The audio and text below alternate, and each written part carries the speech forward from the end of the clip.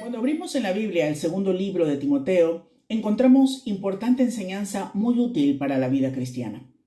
El apóstol Pablo se encuentra en la cárcel al momento de escribir esta segunda misiva a Timoteo, probablemente en Roma. Él esperaba la muerte como una posibilidad cercana, situación que enfrentaba valientemente, lo vemos en el capítulo 4. Sus luchas personales y encarcelamiento se reflejan claramente en estos escritos. Pero aún en esas circunstancias, Pablo está enfocado en lo que realmente importa: seguir respondiendo al supremo llamamiento de Dios. Él decidió no preocuparse por su situación.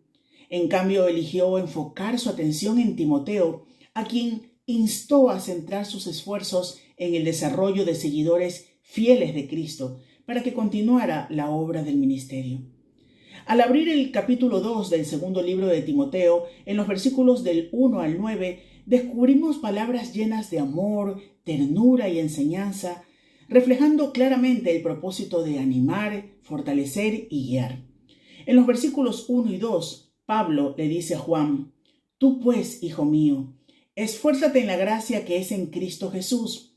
Lo que has oído de mí ante muchos testigos, esto encarga a hombres fieles que sean idóneos para enseñar también a otros». Los cristianos encontramos en estos escritos una estimulante enseñanza sobre el discipulado de Pablo, a quien vemos como un modelo a imitar, sin olvidar que Pablo mismo imita a Cristo. «Sed imitadores de mí, así como yo de Cristo», dijo en 1 Corintios 11 y en Filipenses 3:17. En los versículos del 3 al 6, con el fin de facilitar nuestra comprensión, Pablo emplea tres metáforas de la vida cristiana. Primero, asemejando al cristiano con la dedicación de un soldado que lucha incansablemente contra el sistema de maldad en el mundo, que no se rinde ante la hostilidad y persecución de Satanás y sus aliados. El buen soldado de Jesucristo se prepara para cumplir con su deber. Nunca se enreda con el enemigo. Sabe claramente en qué ejército milita. También compara la vida de creyente con la de un atleta, quien debe mantener su disciplina para poder competir de acuerdo a los reglamentos impuestos en el torneo.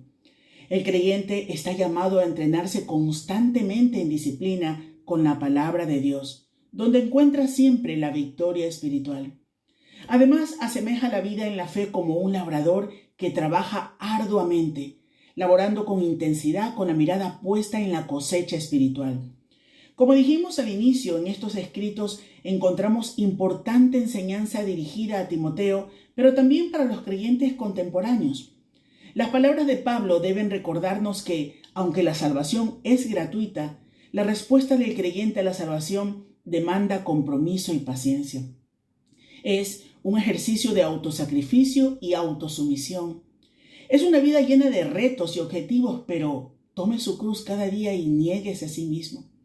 Encontraremos mucha oposición porque el enemigo siempre intentará estorbar la obra de Dios. Pero incluso la intensidad con la que el enemigo ataca la obra es un buen medidor que nos indica estar en el camino correcto. Al igual que Timoteo, nosotros necesitamos comprender que los recursos para ser buenos soldados, buenos atletas y labradores de la fe, lo encontramos fortaleciéndonos en el Señor. La firmeza, la disciplina y el esfuerzo la tenemos disponible siempre con la ayuda de su Santo Espíritu. En Juan 16:33 dice nuestro Señor Jesucristo: «Estas cosas os he hablado para que en mí tengáis paz. En el mundo tendréis aflicción, pero confiad, yo he vencido al mundo». Aunque la carrera de la fe no es fácil, necesitamos aceptar el hecho de que el sufrimiento va de la mano con el ministerio. Necesitamos recordar el poder de Dios que se manifiesta en medio de nuestras debilidades. Tenemos un hermoso deber que cumplir, por eso es importante que nos identifiquemos con nuestro Señor Jesucristo, el modelo supremo de fidelidad como soldados, atletas y labradores que somos. Pablo llama a Timoteo y también a nosotros a permitir que la palabra de Dios se mueva de manera poderosa en nosotros y, en consecuencia, enseñar lo que hemos aprendido. La pasión por comunicar la palabra de Dios es algo que el Espíritu Santo ha incrustado en el corazón de los creyentes. El proceso de reproducir constantemente la verdad de Dios continúa. Es algo que no puede parar. Debemos preocuparnos, igual que Pablo, incluso olvidando lo que estemos afrontando, por transmitir a las siguientes generaciones el Evangelio de nuestro Señor Jesucristo. Una de las labores esenciales de la gran comisión dada por nuestro Señor Jesucristo es su mandamiento de discipular a los creyentes en todas las naciones.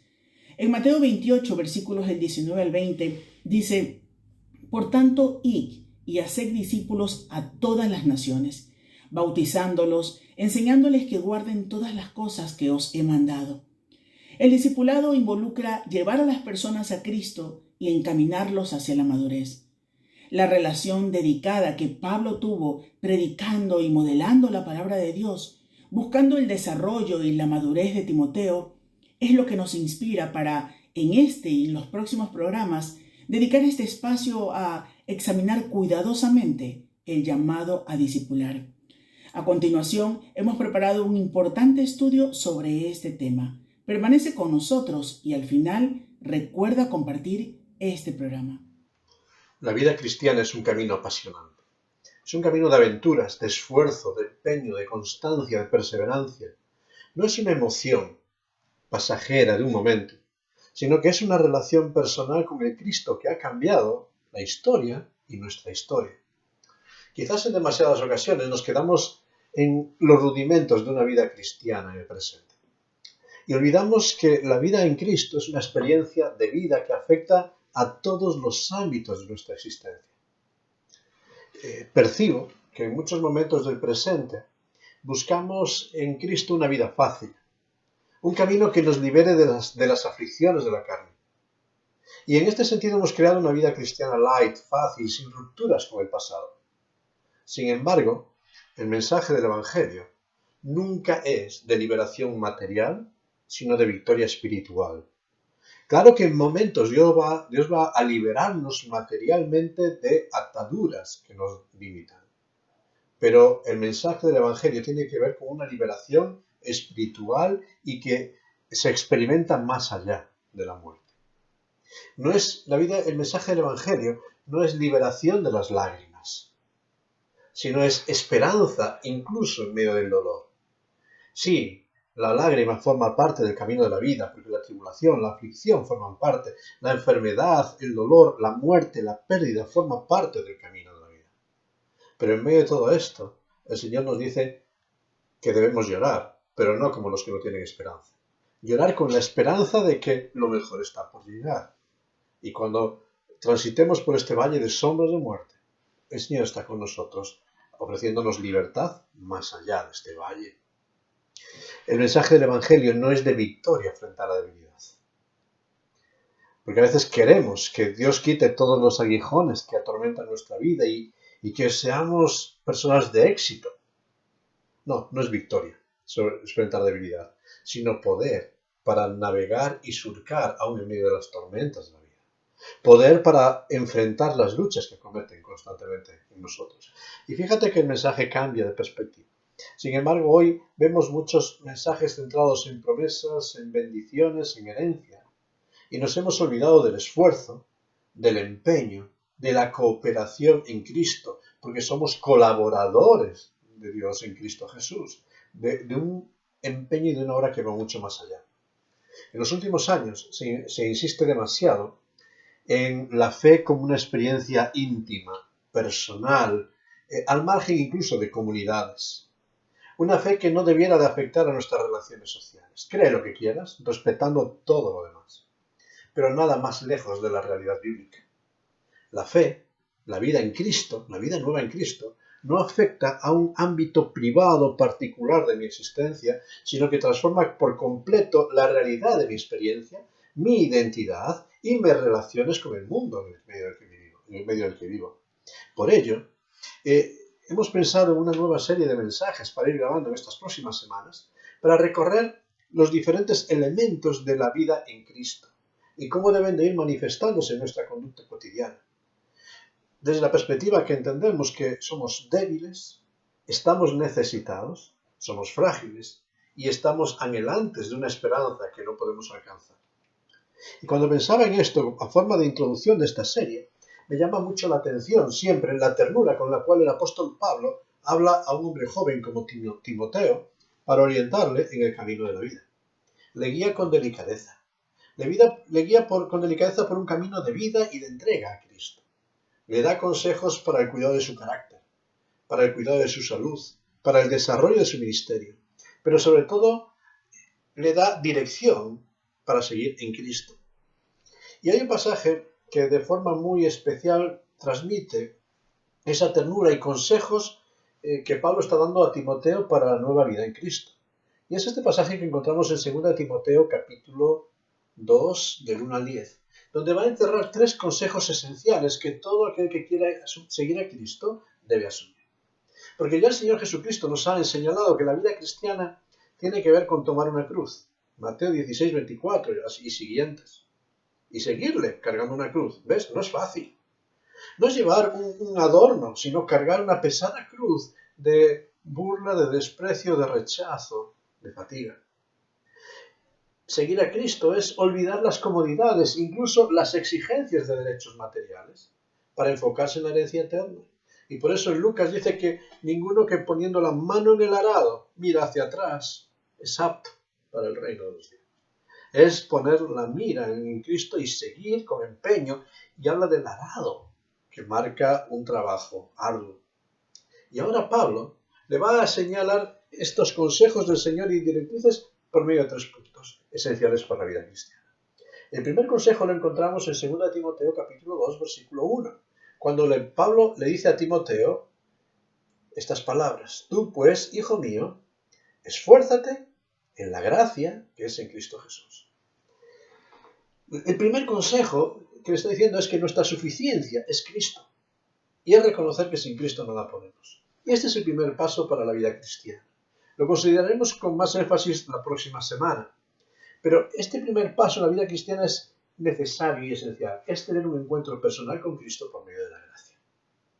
En nuestras fuerzas, por nuestros méritos, nada podemos lograr.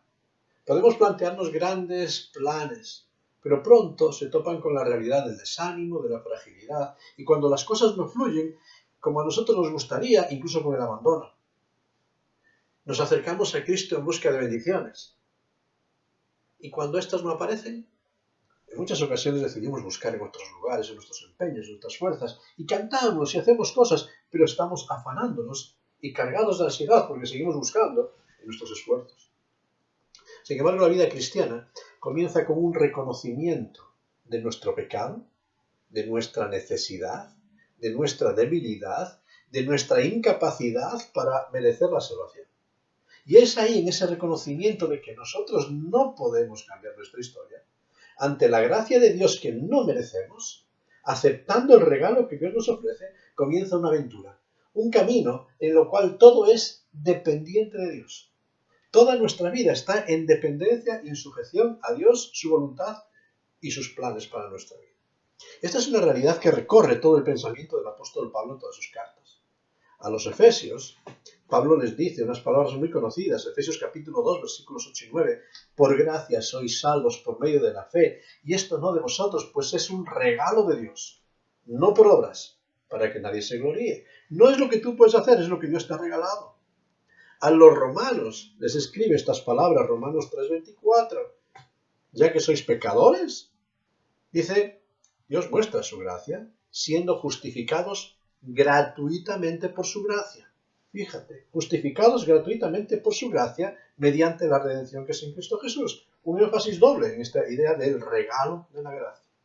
A Tito, su colaborador, le escribe allí en Tito capítulo 3, versículos 4 al 7.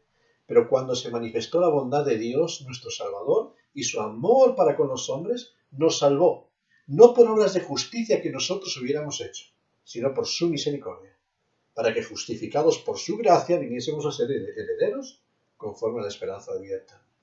Fíjate, esta es la realidad. Necesitamos tomar fuerzas para la vida en Cristo y en la gracia que es en Cristo Jesús. Y esto fue una experiencia personal del propio apóstol Pablo. Esta enseñanza no la transmitía porque fuese ajena y fuese teoría, sino porque es lo que él mismo vivió. Y tuvo que aprender de Dios una gran verdad. Cuando Dios mismo le tiene que decir al apóstol Pablo, como lo relata en 2 Corintios 12:9, ante los aguijones que atormentaban su vida, bástate mi gracia. Mi gracia es suficiente, porque mi poder se perfecciona en tu debilidad. Cuando reconoces tu debilidad, tu fracaso, tu incapacidad, tu pecado, la gracia de Dios te ofrece una alternativa y una esperanza. No eran los logros de Pablo, tenía muchos, se había esforzado más que nadie. No eran los antecedentes de Pablo, tenía unas credenciales únicas, especiales. No era nada de lo que Pablo pudiese aportar, solo era descansar en el poder y en la obra de Cristo, que podía caminar la vida nueva. Solamente descansando en el poder y la obra de Cristo, el creyente puede caminar en nueva vida con Cristo. Primera realidad, esfuérzate en la gracia. Pero en segundo lugar, Pablo le va a decir una segunda directriz para la nueva vida en Cristo, que es quizás no tan agradable para el oído. Lo encontramos en el versículo 3. Segunda Timoteo 2:3 le dice, Pablo a Timoteo sufre penalidades. Uy, y esto ya no es una palabra que nos guste tanto, ¿verdad? Nuestra tarea no tiene que ver con recibir bendiciones, sino con ser canal de bendición para otros. Esta es una indicación tremenda. La vida cristiana no es una búsqueda de bendición. Es un llamado para ser un canal de bendición. Fíjate que es diferente. Ser un cauce por el cual la bendición de Dios se derrame para otros. Es una vida de servicio, de entrega, según el modelo de Cristo. De Él, el Señor Jesucristo, nos dice el Evangelio que no vino para ser servido, sino para servir. Dice en Marcos 10:45. Y de hecho, en los últimos momentos, en la tierra, en aquella última cena, hay un pasaje que conocemos muy bien, que nos relata Juan 13, cuando el Señor Jesús da un encargo tremendo a sus discípulos.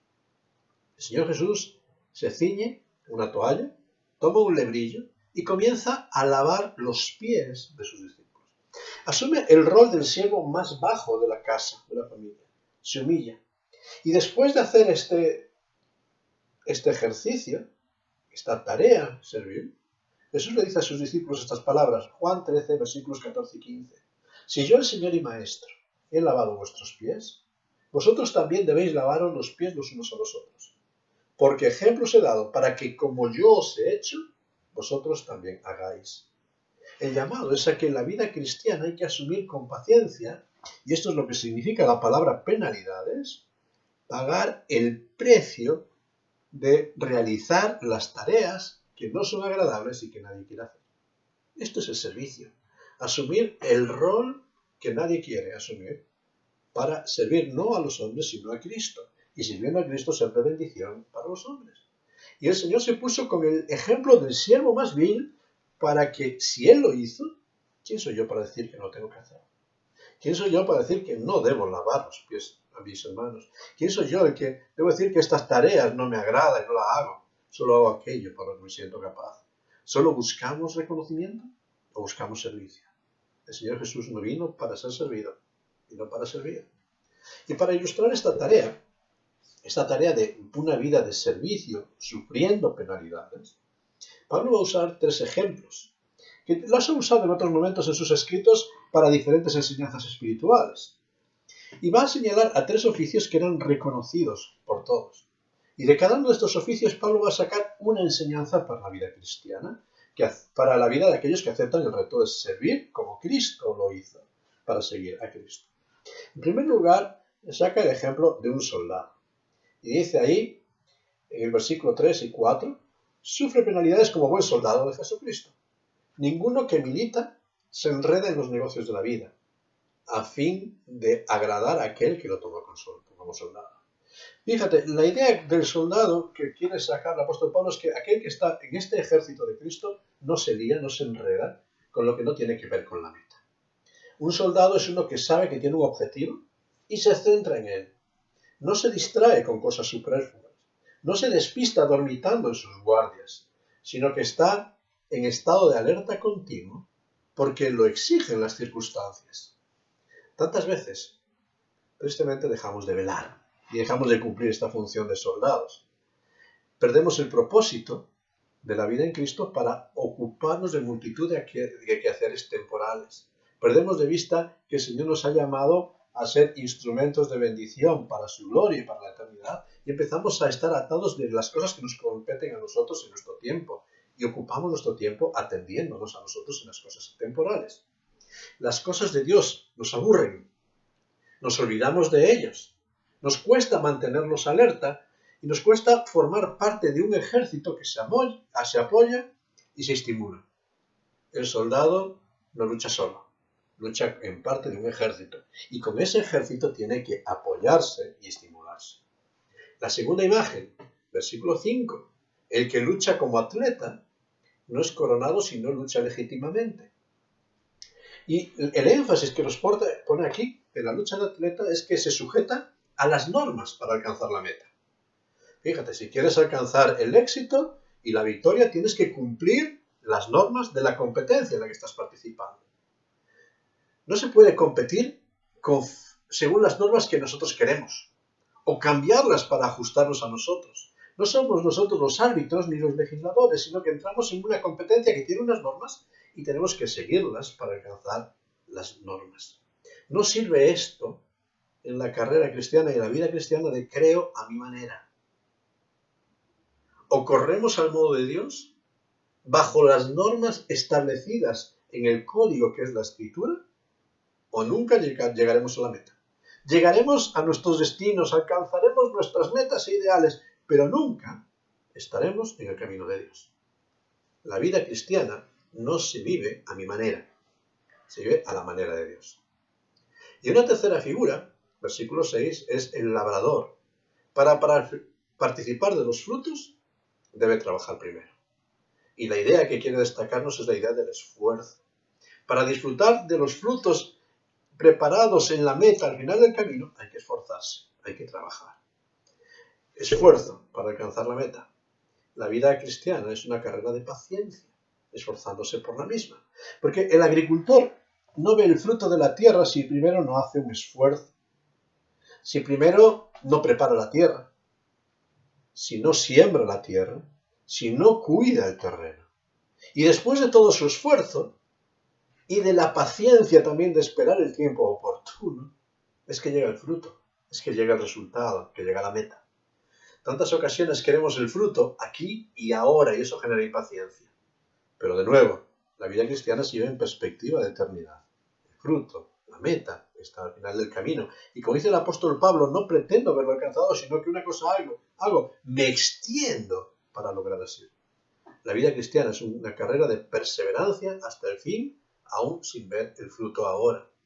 Tres imágenes que revelan una gran verdad.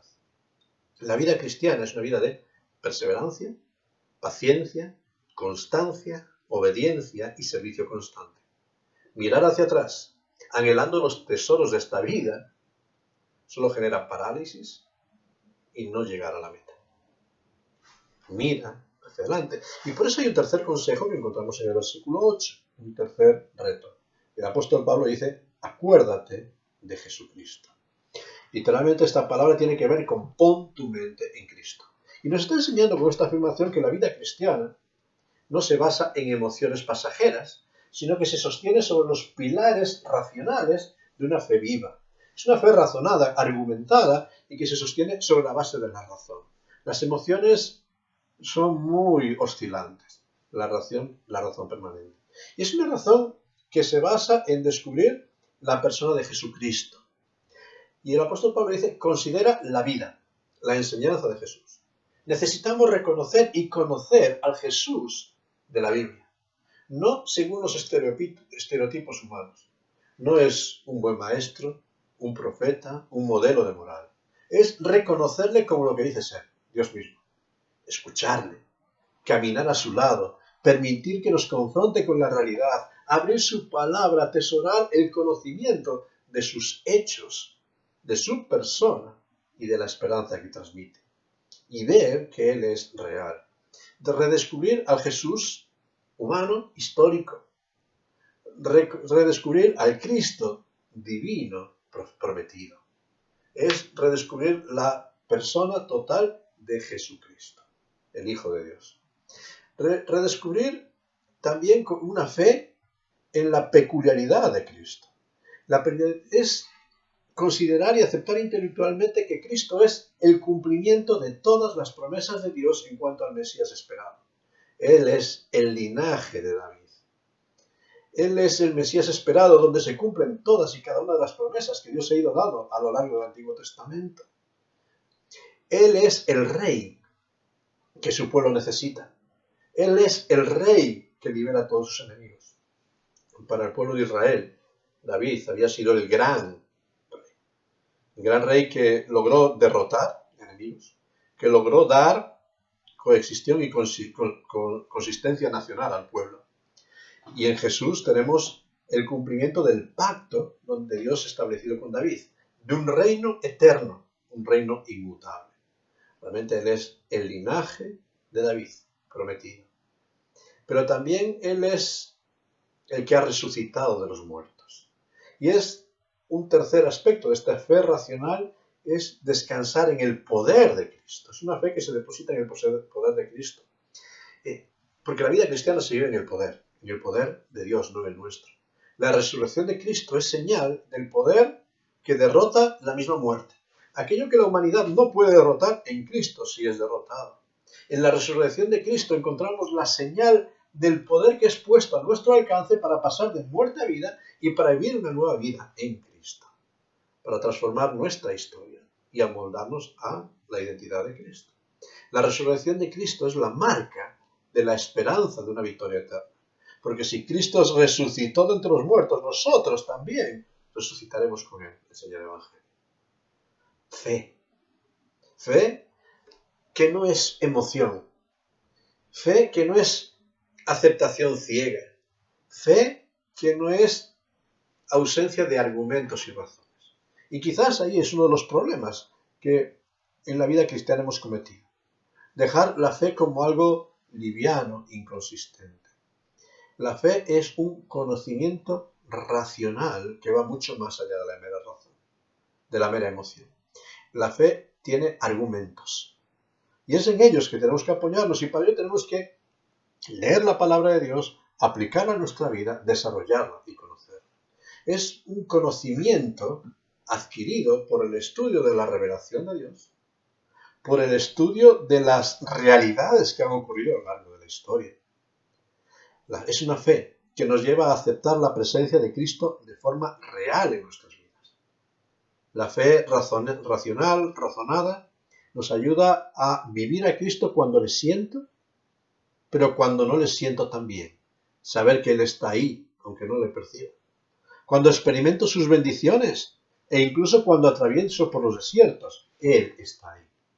La vida cristiana tiene que ver con ser en Cristo, aceptar su regalo, servir a Cristo, asumir el precio y esperar en Cristo, deleitarnos de sus bendiciones. Cristo es el todo y para todos. Por eso te dejo esta pregunta, antes de entrar en lo que va a ser esta serie de meditaciones. ¿Estás siendo Cristo la prioridad en tu vida? Que Dios te ayude para que realmente podamos poner a Cristo como el primero y descansar en Él como la respuesta para todo lo que necesitamos. Aleluya, mi vida es Cristo.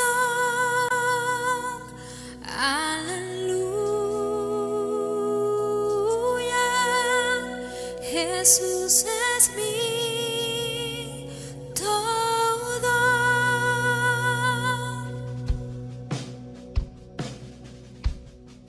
En densa oscuridad vagué, perdido en el error, la senda vana del placer a muerte me llevó, siendo rebelde a tu voz, quisiste amarme así. De no haber sido por tu amor, aún huiría de ti. en rumbo a mi perdición, indiferente aún, de mí tuviste compasión, me guiaste a la cruz y contemplé tu gran bondad, sufriste tú por mí, al tu morir en mi lugar, tu gracia recibí. Aleluya, mi vida es Cristo. Aleluya, Jesús es mi todo. Aleluya, mi vida es Cristo. Aleluya, Jesús es mi todo. Es mi todo.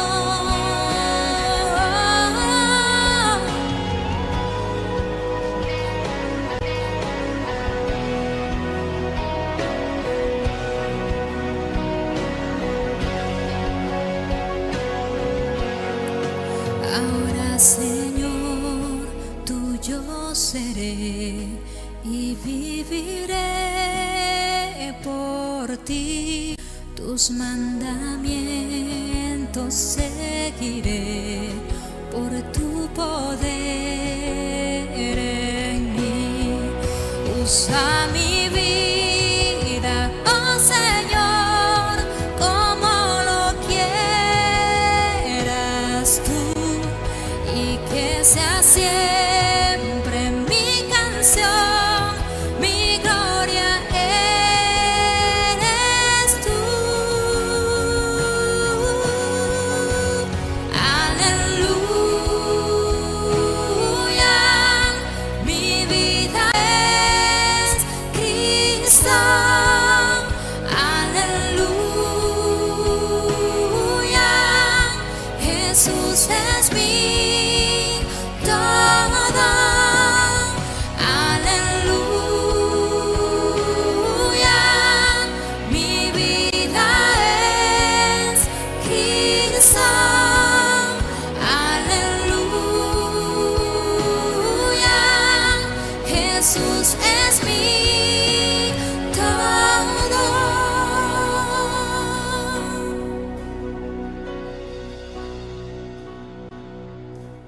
Terminamos este periodo con un tiempo de oración. Cristo es central en todo lo que hacemos.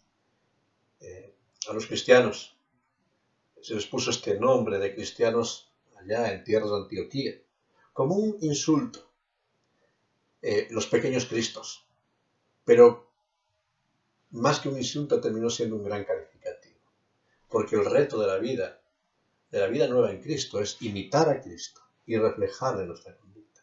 Y para eso necesitamos conocerle, para eso necesitamos acercarnos a Él, para eso necesitamos darle la prioridad a Él en todo. Y qué bueno es cuando ahí en tu hogar, en tu trabajo, en tu escuela, en el ámbito en el que te mueves y en todas tus relaciones, pueden ver un poco de Cristo reflejado en ti. Es cierto que somos imperfectos, pero cuando un poco de la gracia, del amor, del servicio de Cristo puede notarse, cuando asumimos el reto de sufrir penalidades y perder de nosotros para que Cristo sea reflejado en nosotros, ¿cómo cambia la historia? Dios quiera que cada uno de nosotros podamos ser esos pequeños Cristos en medio de este tiempo, asumiendo el reto de seguirle en cada momento. Por eso vamos a pedir que nos ayude, porque como decimos, nosotros somos débiles y no somos suficientes. Pero en Él hay poder para vencer todas esas limitaciones. Vamos a orar. Gracias, Señor. Gracias por tu gracia, que nos busca, que nos rescata cuando estábamos perdidos. Gracias por tu amor y tu misericordia, que se renueva de forma constante en cada una de nuestras vidas. Gracias por tu presencia que es real cuando estamos exultantes de júbilo y cuando estamos en el pozo de la tristeza, cuando sentimos la bendición y cuando percibimos el desierto, cuando sentimos tu presencia y cuando no tenemos ganas de cantar. Señor, en todo momento tú estás, porque tu promesa es fiel y tú cumples todas tus promesas. Y aun cuando nosotros a veces nos distanciamos de ti, aun cuando nosotros muchas veces somos infieles, tú permaneces fiel. Gracias por todo lo que tenemos en ti. Y Señor, queremos pedirte que nos ayudes a valorar ese tesoro tan grande, a adueñarnos de él, a aplicarlo en nuestras vidas y reconocer que cuando estamos en ti, todo es mejor. Por eso, Padre Celestial, que a ti sea toda la gloria y ayúdanos a cada uno de nosotros a acordarnos de Jesucristo, porque Él es el todo en cada uno de nosotros. Te pedimos tu ayuda y te damos gracias por todo lo que nos has dado y lo hacemos en el nombre de nuestro Señor Jesucristo. Amén. Que Dios te bendiga en todo este tiempo.